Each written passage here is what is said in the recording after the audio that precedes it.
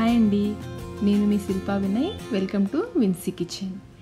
ఈరోజైతే మనం eggless vanilla cool cake రెసిపీని చూద్దాము. మా ఫ్రెండ్ బరోడా వెళ్ళిపోతుందని చెప్పాను కదండి, తన రెసిపీ ఇది. మా ఫ్రెండ్స్ గ్రూప్లో ఎవరి బర్త్డే అయినా తనే కేక్ చేసుకొస్తుంది. అసలు చాలా బాగా చేస్తుందండి కేక్స్ అయితే. తను వెళ్ళిపోతుందని చివరిగా మా కోసం కేక్ చేస్తుందండి. ఆ కేక్ రెసిపీని ఈరోజు మీతో షేర్ చేస్తున్నాను. కేక్ చూసారా ఎంత సాఫ్ట్గా జ్యూసీగా ఉందో కదా. మరి ఇంకెందుకు ఆలస్యం, ఈ ఎగ్లెస్ వెనీలా కూల్ కేక్ని ఎలా తయారు చేసుకోవాలో చూసేద్దాం రండి. కేక్ కోసం 7 ఇంచ్ కేక్ టిన్, కొంచెం హైట్గా ఉన్న cake tin, 7 inch cake tin తీసుకోవాలి. ఇందులో కొంచెం నూనె వేసేసి గిన్నెకంతా బాగా పట్టించాలి. అంచులకి అడుగున అంతా కూడా బాగా పట్టించాలి. ఇక్కడ నేనైతే అడుగు మందం కల స్టీల్ గిన్నె తీసుకున్నాను. ఇందులో బటర్ పేపర్ కూడా వేసేసి పక్కన పెట్టేసుకోండి.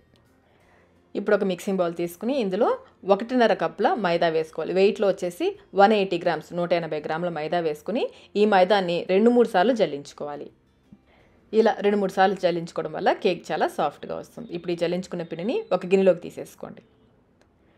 మళ్ళీ ఈ పిండిని జల్లిలో వేసేసుకొని జల్లించుకోవాలి. ఇలా 2-3 సార్లు జల్లించేసుకొని పక్కన పెట్టేసుకోండి. మీరు ఈ కేక్ని మైదాకి బదులుగా గోధుమ పిండి వేసుకుని కూడా చేసుకోవచ్చు. ఇప్పుడు మిక్సీ జార్లో 160 గ్రామ్స్, 160 గ్రాముల పంచదార, కప్ మెజర్మెంట్లో అయితే 3/4 కప్ ప్లస్ 1 టేబుల్ స్పూన్ పంచదార వేసుకుని బాగా మెత్తగా గ్రైండ్ చేసుకోండి. మా ఫ్రెండ్ కేక్ని వెయిట్ మెజర్మెంట్స్లో చేస్తుందండి, అందుకని నేను మీకు వెయిట్ ఇంకా కప్ మెజర్మెంట్స్లో కూడా చెప్తున్నాను. ఇప్పుడు పెరుగు, రూమ్ టెంపరేచర్లో ఉన్న పెరుగు 200 గ్రాములు తీసుకోవాలి. అంటే ఇది సుమారుగా 1 కప్పు కంటే కొంచెం తక్కువ వచ్చింది. పెరుగు మరీ పల్చడి తీసుకోవద్దు, కొంచెం చిక్కటి పెరిగే తీసుకోండి. ఇందులో మనం గ్రైండ్ చేసుకున్న పంచదార పొడి వేసేసి ఈ పంచదార పొడి, పెరుగు రెండు కూడా బాగా కలిసేలాగా బాగా ఒక 2-3 నిమిషాల పాటు బాగా బీట్ చేసుకోవాలి. మీకు పైన నురుగులుగా వస్తుంది, ఆ విధంగా వచ్చేంత వరకు బీట్ చేసుకోవాలి. ఇలా బీట్ చేసేసుకొని ఇందులో ఇంకొక 1/2 టీ స్పూన్ బేకింగ్ పౌడర్ వేసుకోవాలి. అలాగే 1/2 టీ స్పూన్ బేకింగ్ సోడా, వంట సోడా అంటారు కదా, 1/2 టీ స్పూన్ వేసుకోవాలి. ఈ బేకింగ్ పౌడర్, వంట సోడా ఇవి కూడా ఇందులో ఎక్కడా కూడా ఉండలు లేకుండా బాగా కలిపేసుకుని మూత పెట్టేసి 5 నిమిషాల పాటు పక్కన పెట్టేసుకోండి. ఇప్పుడు స్టవ్ పైన అడుగు మందంగా ఒక పెద్ద గిన్నె పెట్టేసుకుని దాంట్లో స్టాండ్ లేకపోతే ఏదైనా ప్లేట్ని బోర్లించి పెట్టేసుకుని లో ఫ్లేమ్లో 10 నిమిషాల పాటు ప్రీహీట్ చేసుకోవాలి. ఇప్పుడు మనం ఆయిల్ కొలిచి పెట్టుకుందాము. 100 గ్రాముల ఆయిల్, వెయిట్ మెజర్మెంట్లో అయితే 100 గ్రామ్స్, కప్ మెజర్మెంట్లో అయితే 1/2 కప్ వచ్చిందండి. ఎలాంటి ఫ్లేవర్ లేని ఆయిల్ తీసుకోవాలి. ఇలా కొలిచి పక్కన పెట్టేసుకోండి. 5 నిమిషాల తర్వాత ఇందులో మనం కొలిచి పెట్టుకున్న 100 గ్రామ్స్, 1/2 కప్ ఆయిల్ పోసుకోవాలి. అలాగే ఇంకొక 1/2 టీ స్పూన్ వెనీలా ఎసెన్స్ వేసుకోవాలి. మనం వెనీలా కేక్ చేస్తున్నాం కాబట్టి 1.5 టీ స్పూన్ వెనీలా ఎసెన్స్ వేసేసుకుని ఈ ఆయిల్ ఎసెన్స్ అంతా కూడా బాగా కలిసేలా కలుపుకోవాలి. బాగా నురుగులుగా ఉంది కదా, అదంతా తగ్గిపోయి నార్మల్గా అయ్యేంత వరకు బాగా బీట్ చేస్తూ కలుపుకోవాలి. ఇప్పుడు ఈ మిశ్రమాన్ని జల్లించి పెట్టుకున్న మైదా మిశ్రమంలోకి పోసేసుకోవాలి. ఇప్పుడు స్పూన్తో ఒకే డైరెక్షన్లో ఎక్కడక్కడ ఉండలు లేకుండా నిదానంగా కలుపుకోవాలి. ఇందులో నేను కొంచెం నీళ్లు పోసానండి, 2 టేబుల్ స్పూన్ల నీళ్లు పోసాను, చిక్కగా ఉందని. ఆ వీడియో క్లిప్పింగ్ మిస్ అయింది. పిండి కన్సిస్టెన్సీ చూడండి, ఈ విధంగా కొంచెం చిక్కగా ఉండాలి. మరీ పల్చగా ఉండకూడదు, అలా అని మరీ చిక్కగా ఉండకూడదు. మీరు ఈ వాటర్కి బదులుగా పాలు పోసుకొని కూడా చేసుకోవచ్చు. మా ఫ్రెండ్ అయితే నీళ్లు పోసి చేస్తుందండి, మీకు ఆ రెసిపీని చూపిస్తున్నాను. ఇప్పుడు ఈ బ్యాటర్ని గ్రీస్ చేసి పెట్టుకున్న గిన్నెలో వేసేసి మధ్యలో ఎక్కడా కూడా ఎయిర్ గ్యాప్స్ లేకుండా ట్యాప్ చేసుకోవాలి.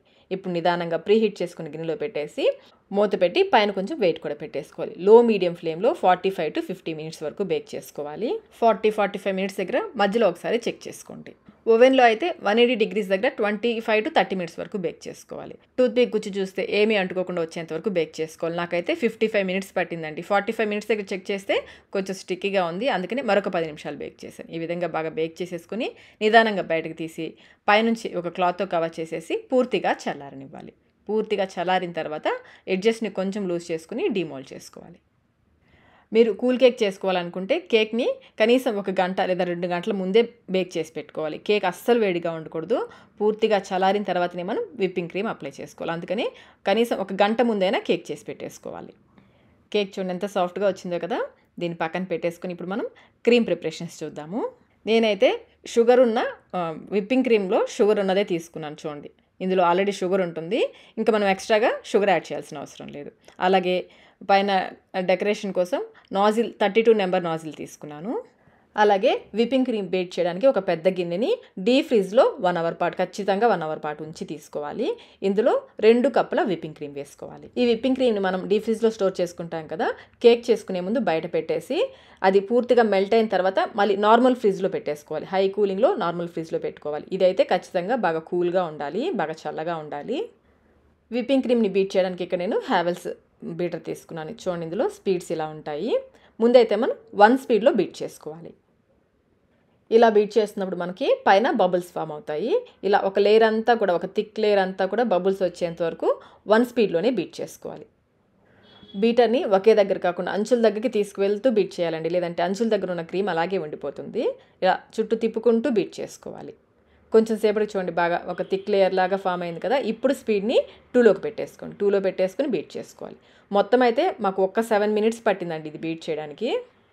ఇలా బీట్ చేస్తూ ఉంటే ఆ పైన ఫామ్ అయిన బబుల్స్ అన్నీ కూడా మళ్ళీ బ్రేక్ అయిపోయి నార్మల్గా అయిపోతాయి. అప్పటి వరకు చుట్టూ తిప్పుకుంటూ 2 స్పీడ్లోనే బీట్ చేసుకోవాలి. కొంచెం సేపటికి ఇవన్నీ చూడండి తగ్గిపోతాయి, పైన ఉన్న బబుల్స్ అన్నీ చుట్టూ తగ్గిపోతాయి. ఇలా తగ్గిన తర్వాత ఇప్పుడు స్పీడ్ని 3లో పెట్టేసుకోండి. 3లో పెట్టేసి ఇది స్టిఫ్ పీక్స్ వచ్చేంత వరకు, వేవి మనకి అలల్లాగా కనిపిస్తుంది, అప్పటి వరకు ఇలాగే 3 స్పీడ్లో బీట్ చేసుకోవాలి. మరి ఓవర్ బీట్ చేసుకోవద్దు, మధ్య మధ్యలో చెక్ చేసుకుంటూ బీట్ చేసుకోవాలి. 7 మినిట్స్ పట్టిందండి మాకు స్టిఫ్ పీక్స్ రావడానికి. చూడండి ఈ విధంగా వచ్చేంత వరకు బీట్ చేసుకోవాలి. మనం ఈ గిన్నెని బోర్లించినా కానీ క్రీమ్ కింద పడదండి, అలా వచ్చేంత వరకు బీట్ చేసుకోవాలి. ఇప్పుడు మూత పెట్టేసి ఈ క్రీమ్ని ఫ్రిడ్జ్లో పెట్టేసుకోండి. డీ ఫ్రిడ్జ్లో కాదు, నార్మల్ ఫ్రిడ్జ్లోనే పెట్టేసుకోండి. ఇప్పుడు కేక్ని 3 లేయర్స్గా కట్ చేసుకోవాలి. ఇలాంటి పెద్ద నైఫ్ ఉంటే కేక్ కట్ చేసుకోవడం చాలా ఈజీ అండి. మీకు కేక్ చూపిస్తాను చూడండి ఎంత సాఫ్ట్గా వచ్చిందో. ఇలా కట్ చేసుకున్న లేయర్స్ని ఒక ప్లేట్లోకి పెట్టేసుకోవాలి. ఒక్కొక్క లేయర్ మనకి 1/2 ఇంచ్ వస్తుంది. ఆ విధంగా 3 లేయర్స్ కూడా సమానంగా వచ్చేలాగా కట్ చేసుకోవాలి. ఈ లేయర్స్ అన్నీ కూడా ప్లేట్లోకి తీసుకుని పక్కన పెట్టేసుకోండి. ఇప్పుడు కార్డ్బోర్డ్ పైన కానీ మీరు కేక్ దేనిపైన చేసుకోవాలనుకుంటే దానిపైన కొంచెం విప్పింగ్ క్రీమ్ వేసేసి స్ప్రెడ్ చేసుకోవాలి. ఇలా చేయడం వల్ల కేక్ కదలకుండా ఉంటుంది. ఫస్ట్ మనం అడుగున లేయర్, కేక్కి అడుగున ఉన్న లేయర్ మళ్ళీ అడుగునే పెట్టేసుకోవాలి. కొంచెం గట్టిగా ప్రెస్ చేసేసేయండి. ఇప్పుడు కొన్ని నీళ్ళు తీసుకుని, షుగర్ సిరప్ కదండి, మంచి నీళ్ళే తీసుకోవాలి, షుగర్ సిరప్ అవసరం లేదు. నీళ్ళు తీసుకుని కొంచెం కొంచెంగా వేసుకోవాలి. ఇలా నీళ్లు పోస్తూ ఉంటే కేక్ నీళ్ళని పీల్చేసుకుంటూ ఉంటుంది. అడుగున లేయర్కి వాటర్ ఎక్కువ పోయకూడదు. కొంచెం పోసాక విప్పింగ్ క్రీమ్ కొంచెం వేసుకుని స్ప్రెడ్ చేసుకోవాలి. ఈ కూల్ కేక్కి సరిపడా స్వీట్నెస్ మనం కేక్ చేసినప్పుడే వేసేస్తాం కాబట్టి ఇంకా షుగర్ సిరప్ వేయాల్సిన అవసరం లేదు. ఇలా ఒక లేయర్ అంతా స్ప్రెడ్ చేసేసి దీనిపైన పై లేయర్ని మధ్యలో పెట్టాలి. చూస్తున్నారు కదా, పై లేయర్ని మధ్యలో ఇలా రివర్స్లో పెట్టేసుకోవాలి. సెకండ్ లేయర్ పెట్టిన తర్వాత విప్పింగ్ క్రీమ్ని సైడ్స్లో అప్లై చేయాలి. ఇలా చేయడం వల్ల మధ్యలో గ్యాప్స్ ఏమైనా ఉంటే కవర్ అవుతాయి. ఇప్పుడు ఈ లేయర్కి కొంచెం కొంచెం నీళ్ళు పోస్తూ ఉండాలి. ఒకేసారి ఎక్కువ పోయొద్దు, ఒకే దగ్గర కాకుండా చుట్టూ కొంచెం కొంచెం పోసుకుంటూ ఉండాలి. మరీ ఎక్కువ పోయొద్దు, అలానే మరీ తక్కువ పోయొద్దు.